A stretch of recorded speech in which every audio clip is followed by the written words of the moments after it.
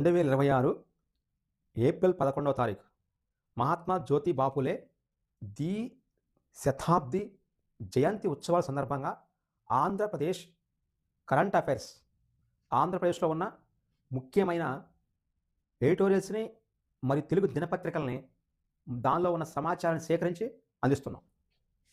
మెరుగైన విమాన సేవల లక్ష్యం ఆంధ్రప్రదేశ్ ప్రభుత్వం నుంచి ఉన్న విమానాశ్రయాలు ఆంధ్రప్రదేశ్లోని అంతర్జాతీయ విమానాశ్రయాలుగా ప్రస్తుతము మొత్తం 2 మాత్రం అంతర్జాతీయ విమానాశ్రయాలు.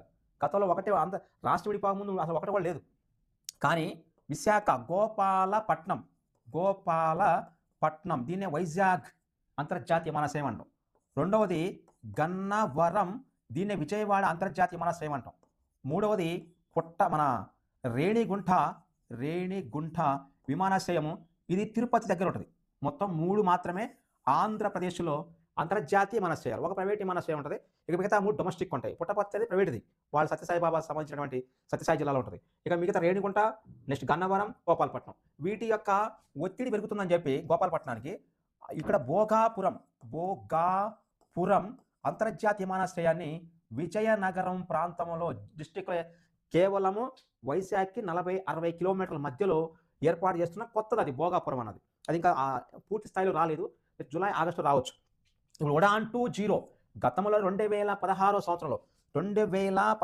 సంవత్సరంలోని 10 సంవత్సరాల కాలానికి భారత కేంద్ర ప్రభుత్వం వారు ఉడాన్ దేశీయ సేవలని అంటే దేశీయ విమానయాన రంగాన్ని ద్వితీయ మరియు తృతీయ శ్రేణి నగరాలకి కేటాయించాలనే ఉద్దేశంతో ఉడాన్ అనే పథకాన్ని తీసుకొస్తే అది 2026 సంవత్సరానికి దాని యొక్క కాల పరిమితి అయిపోయినప్పుడు 2016లో వచ్చిన ఈ 10 సంవత్సరాల కాలానికి దీన్ని ఉడాన్ 1.0 అన్నారు. 2026లో వచ్చిన దీనిని 2.0 అంటారు, ఓగా అంటారు. ఇలా ఉడాన్ 2.0 తెలుగు రాష్ట్రాలకు విస్తృత ప్రయోజనాలు కల్పిస్తున్నట్టు. అయితే ఇక్కడ దీనికి యాక్చువల్గా ఏంటంటే కొత్త విమానయాన సంస్థలతో పాటుగా అభివృద్ధికి ఊతమిస్తుంది. అంటే గతంలో ఉన్న వాటిని ఇంకా మెరుగు చేస్తూ ఉంటుంది. ఇలా అయితే యాక్చువల్గా సామాన్య ప్రయాణికులను సైతం మెరుగైన విమాన సేవలు అందించడం లక్ష్యం దాన్ని.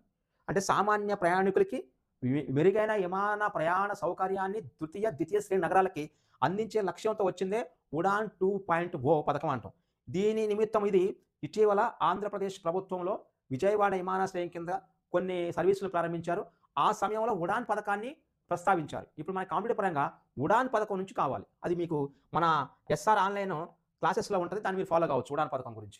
నెక్స్ట్ బాలల హక్కులకు భంగం వాటిల్లితే కఠిన ఇటీవలే రాష్ట్రంలో రాష్ట్ర బాలల హక్కుల పరిరక్షణ సమితి ఏర్పాటైంది.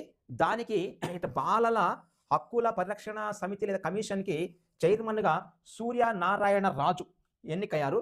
ఈ సూర్యనారాయణ రాజు ఎన్నికైన కాడి నుంచి మేము ఇజ్జాత్వం జాగ్రత్తగా ఉండాలి మిగతా వాళ్ళు అని కొంచెం బాగానే ఘాటుగా స్పందిస్తున్నారు.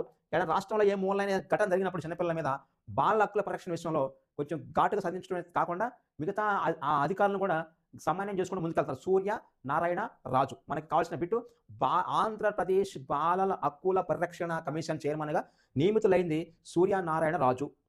తర్వాత నెక్స్ట్ సౌర పవన విద్యుత్ ప్రాజెక్టులకు పచ్చ జెండా. ఇది రాష్ట్రంలో ఆంధ్రప్రదేశ్ రాష్ట్రము పునరుత్పాదక శక్తి వనరుల్ని పర్యావరణ హితంగా డెవలప్ చేద్దామనే ఉద్దేశంతో ఇది చాకచక్యంగా తీసుకొచ్చింది. ఇలా భారతదేశంలోని టాప్లో అంటే ఇప్పుడు ఉన్నటువంటి సౌరశక్తి కానీ లేదా పవన శక్తిని కానీ ఉపయోగించుకునే క్రమంలోని పశ్చిమ భారతదేశ రాష్ట్రాలు ముందున్నాయి, దక్షిణ భారతదేశ రాష్ట్రాల్లో కర్ణాటక ముందు ఉంటుంది. తర్వాత వాయు భారతదేశంలోని ఇలా తీసుకున్నప్పుడు ఇది సౌత్, ఇదేమో పశ్చిమ, ఇది వాయువ్య. ఇటు గుజరాత్ మరియు రాజస్థాన్ రాష్ట్రాల్లో ఇటు ఈ సౌర విద్యుత్ కర్కట రేఖ దగ్గరగా ఉన్న ప్రాంతాలు కొంచెం ఎసులుబాటు ఎక్కువ ఉంటుంది. అటు భూమధ్య రేఖ నుంచి కర్కట రేఖ మధ్యలో ఉన్న ప్రాంతం మొత్తం మన భారతదేశానికి సన్నగానే ఉంటుంది భూభాగం పీఠభూమి. కానీ ఆ ఉన్న దాంట్లోనే సౌరశక్తి పవనశక్తికి నైరుతి ఋతుపవనాల వల్ల ఆ గాలి కూడా రావటం దీనికి అనుగుణంగా ఉంటుంది.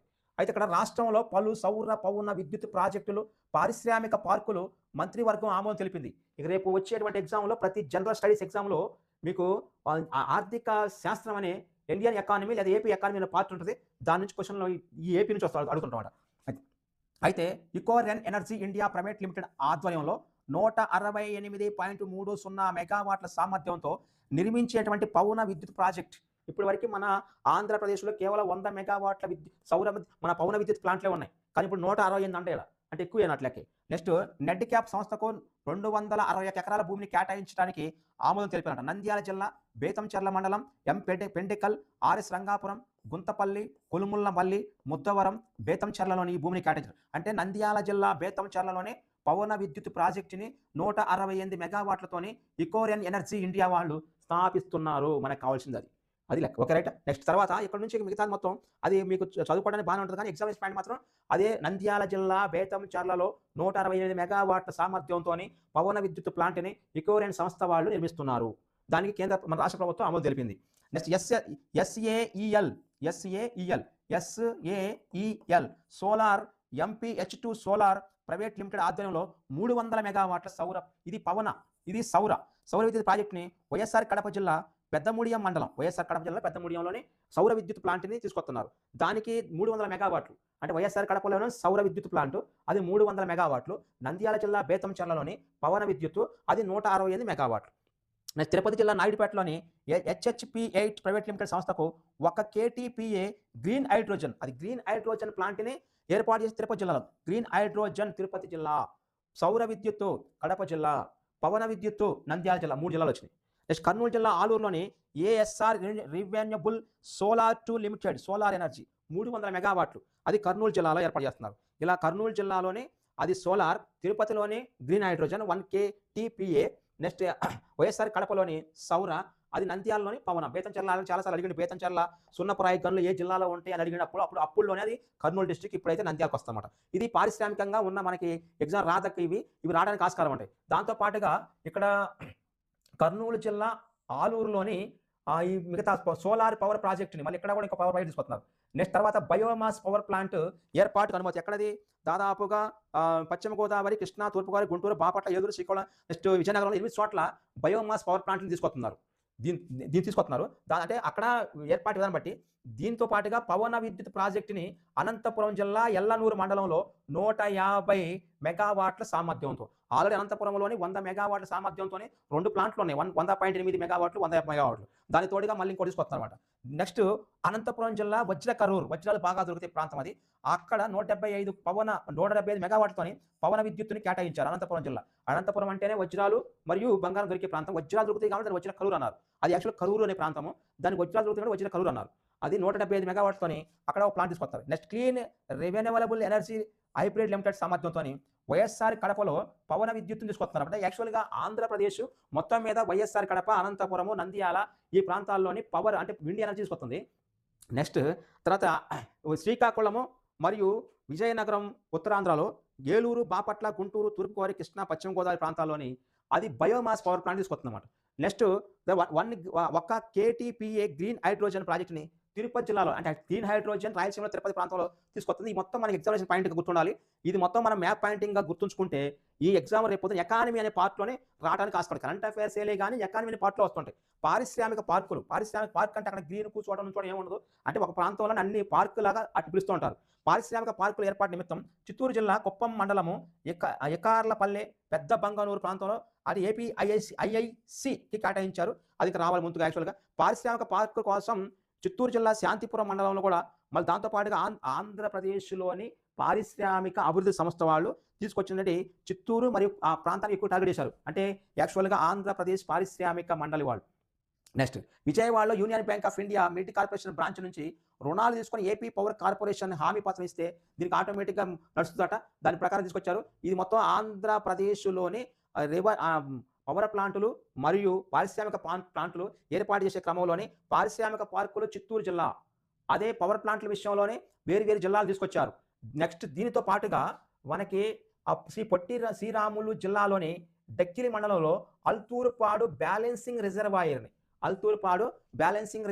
ఏ జిల్లాలో ఉన్నది? పొట్టి శ్రీరాములు జిల్లాలో ఉంటుంది. పొట్టి శ్రీరాములు జిల్లాలోని అల్తూరుపాడు బ్యాలెన్సింగ్ రిజర్వాయర్ని ఏర్పాటు చేస్తారు. ఇక నెక్స్ట్ విద్యా సంస్థలు సెంట్రలైజ్ కిచెన్ 7 నక్షత్రాల వాటర్లు ఈ మొత్తం కామనే. పల్నాడు జిల్లా మాచర్ల ప్రాంతంలో కేంద్రీయ విశ్వవిద్యాలయం కేటాయించారు. నెక్స్ట్ తర్వాత కుప్పం, ఇక మొత్తం కామన్గా ఇది నడుస్తూ ఉంటుంది. నెక్స్ట్ భారత్ డైనమిక్స్ లిమిటెడ్ BDLకు అనకాపల్లి జిల్లా సిర్సపల్లిలోని అక్కడ దాని భూమి కేటాయించారంట.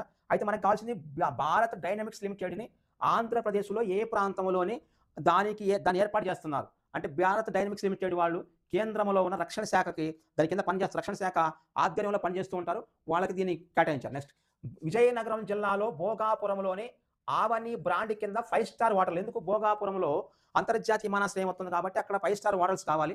కాన్ఫరెన్స్ జరుగుతూ ఉంటే ఏరే దేశం నుంచి కూడా టైం మేనేజ్మెంట్ కోసం వస్తుంటారు కాబట్టి చాలామంది అక్కడ అంతర్జాతీయ కేంద్రం ఏర్పాటు అవుతున్న సందర్భంలో ఆవని బ్రాండ్ వాళ్ళు 5 స్టార్ రిసార్ట్స్ని హోటల్ని ప్రారంభిస్తున్నారు. ఒక అది ముందు వస్తుంది మళ్ళీ. నెక్స్ట్ తర్వాత సిఎస్ఆర్ నిధుల వినియోగంలో భారతదేశ అగ్రస్థానం. కార్పొరేట్ సామాజిక బాధ్యత అడిగిన ఎగ్జామ్. సిఎస్ఆర్ అంటే ఏంటి అడిగాడు. సిఎస్ఆర్ అంటే ఏమిటి అడిగాడు. అంటే కార్పొరేట్ సోషల్ రెస్పాన్సిబిలిటీ.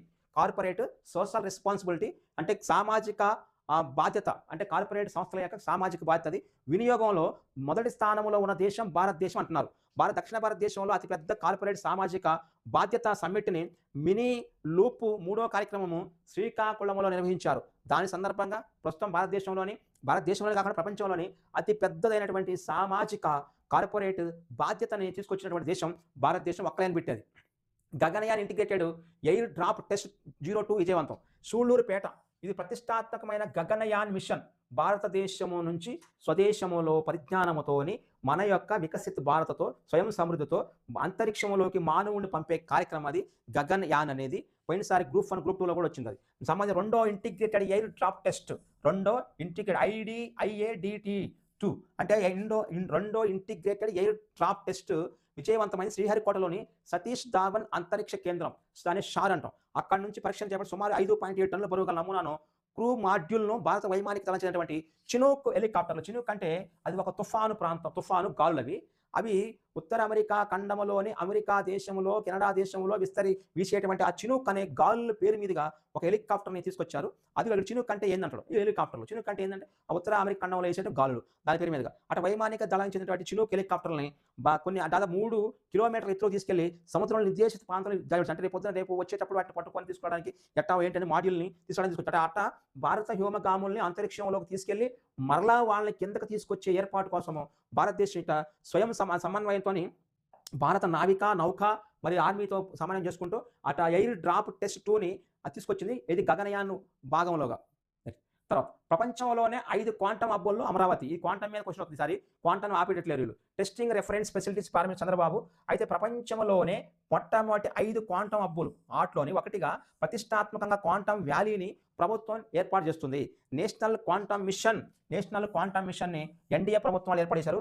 అందిస్తున్న దేశంలో తొలి క్వాంటమ్ కంప్యూటింగ్ కేంద్రంగా మారాలని అమరావతిని తీర్చిదిద్దుతున్నారు. ప్రపంచ క్వాంటమ్ దినోత్సవాన్ని పురస్కరించుకొని ఈ నెల 14ని ఏప్రిల్ 14వ తారీఖు ప్రపంచ క్వాంటమ్ దినోత్సవం. అది క్వశ్చన్. ప్రపంచ క్వాంటమ్ దినోత్సవం ఎప్పుడు? ఏప్రిల్ 14. దేశంలోనే మొట్టమొదటి స్వదేశీ క్వాంటమ్ కంప్యూటర్ల టెస్టింగ్ రెఫరెన్స్ ఫెసిలిటీస్ని సీఎం చంద్రబాబు నాయుడు అమరావతి ప్రారంభిస్తున్నారు. అంటే అమరావతిని అంతర్జాతీయంగా 5 క్వాంటమ్ కంప్యూటింగ్ సెంటర్లు ఉంటే అందులో 5లో ఒకటి మనం ఉందా అంటాడు. నెక్స్ట్ అంటే యాక్చువల్గా ఉద్దండ రాయని పొలం వద్ద అమరావతి క్వాంటమ్ వ్యాలీని 50 ఎకరాల్లో ఏర్పాటు చేస్తున్నారు. అటు ఉద్దండ రాయని పొలంలోనే భారతదేశంలోనే కాకుండా ప్రపంచంలోనే 5 మెగా ఈ క్వాంటమ్ కంపెనీ సెంటర్లోని అమరావతి నిలిచిద్ది.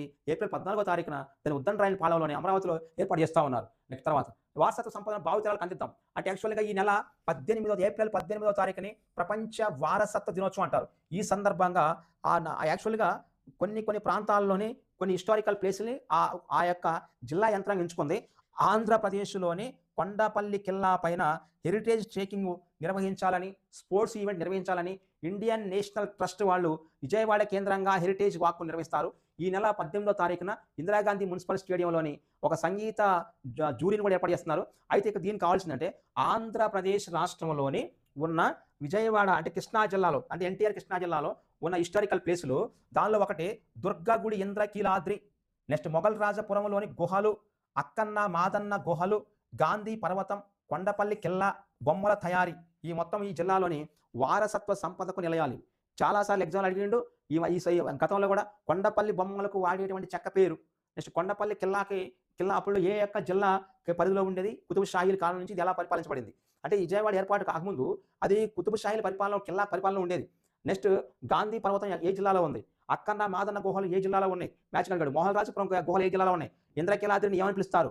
అక్కడ అడిగేవాడు. కొండపల్లి బొమ్మల్లో ఆటోమేటిక్గా వాటి యొక్క సంస్కృతి వాతావరణం అవి మొత్తం ఎగ్జామ్ అడుగుతుండడు. దీనిలో 4 బిట్లు పోయిన కానిస్టేబుల్ అడిగాడు. గ్రూప్ 3 లాంటి ఎగ్జామ్ అడిగాడు. రామాయపట్నం పోర్టు తొలి దశ. ఈ రామాయపట్నం రాయపట్నం అంటారు. రామాయపట్నం పోర్టు ప్రకాశం జిల్లాలో ఉంది. ప్రకాశం జిల్లాలో ఉన్న రామాయం పోర్ట్ ఇది శ్రీకృష్ణ దేవరాయల కాలం కంటే ముందే ఇది భారతదేశంలోని తూర్పు తీరంలో ప్రముఖంగా ఉండే ఒక నౌకాశ్రయం పోర్టుగా ఉండేది. ఇది యాక్చువల్‌గా మోటుపల్లి ఓడరేవుకి దగ్గరగా ఉంటది. కానీ మోటుపల్లికి ఓడరేవుకి దగ్గరగా ఉన్నటి రామాయపట్నాన్ని ఇటీవల ఆంధ్రప్రదేశ్ ప్రభుత్వము దీన్ని ముందుకు తీసుకెళ్ళబోతుంది. ఇప్పుడేంటి మనకు కావాల్సింది